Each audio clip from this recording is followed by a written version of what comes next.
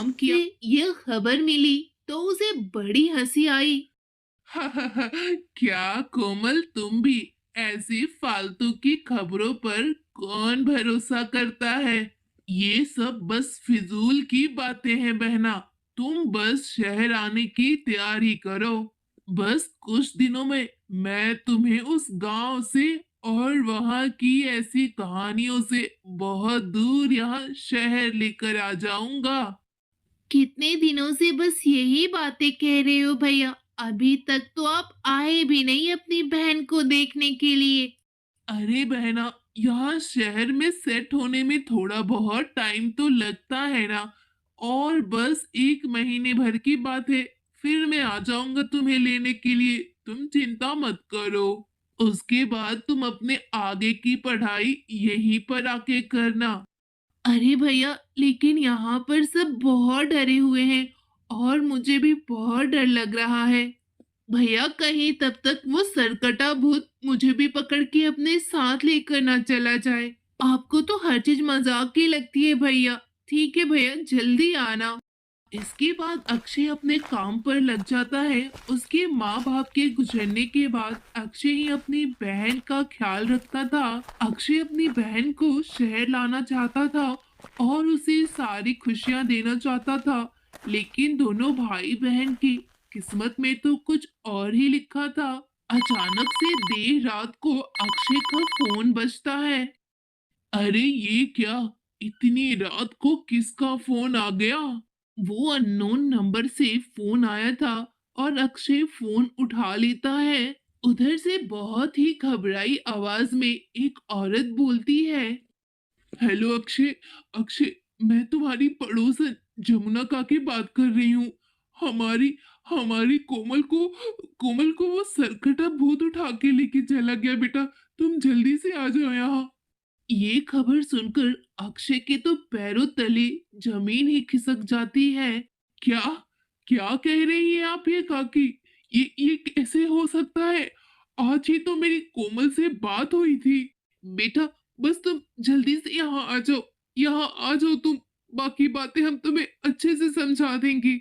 ये सब सुनकर अक्षय तुरंत अपने गांव के लिए निकल जाता है। वहां पहुंचते ही वो देखता है कि उसके घर के बहुत ही बुरे हालत है। तभी वहां जमुना काकी और गांव के कुछ लोग आते हैं।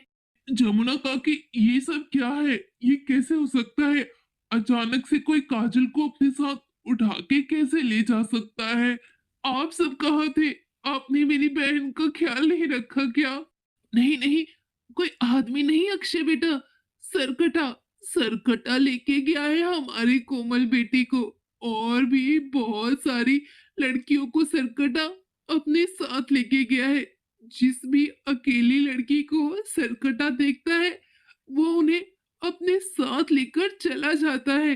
और तो और बेटा, आज तक कोई भी लड़की वापस नहीं आई है जो भी उस सरकटे के जाल में फंसी है। कभी भी लौट के हमारे गांव नहीं आई है। क्या क्या अभी तक आप लोगों ने कुछ भी नहीं किया? इतने लोगों के गायब होने के बावजूद भी आप लोग ऐसे ही खड़े हैं। तो क्या करते? वो इतना ज्यादा खतरनाक है कि हम सब मिलकर भी उसका मुकाबला नहीं कर सकते हैं। कोई कुछ करे या ना करे, लेकिन मैं अपनी बहन को बचाने के लिए कुछ ना कुछ तो जरूर करूंगा। बस मुझे इतना बता दो कि वो आखिर मिलेगा कहाँ। बेटा, वो तो हमें नहीं पता कि वो कहाँ मिलेगा।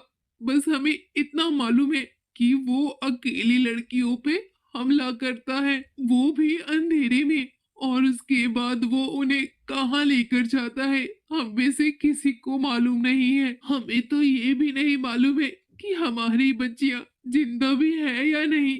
आप मुझे बस इतना बताइए कि सारे गांव में कोई ऐसा तो होगा जो उस सरकटे भूत के बारे में जानता होगा। हाँ, एक है हरिया। उसे कुछ ना कुछ तो जरूर पता होगा सरकटे के बारे में। वो इस गांव में सबसे बूढ़ा आदमी है। लोग कहते हैं कि उसकी उम्र 100 बरस से भी ज्यादा है।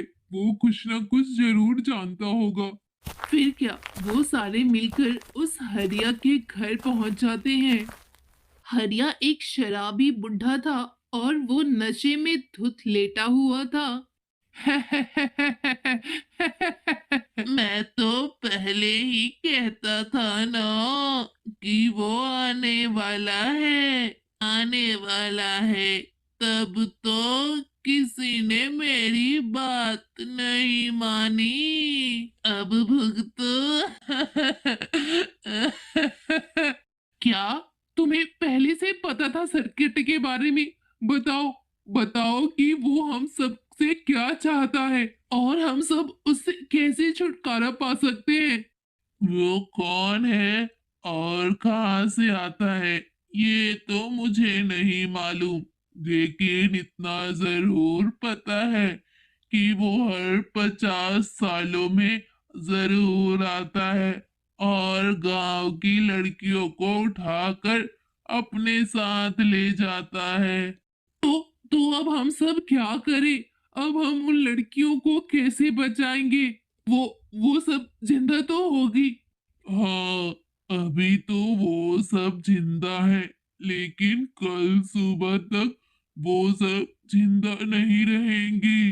इसीलिए जो करना है जल्दी करो।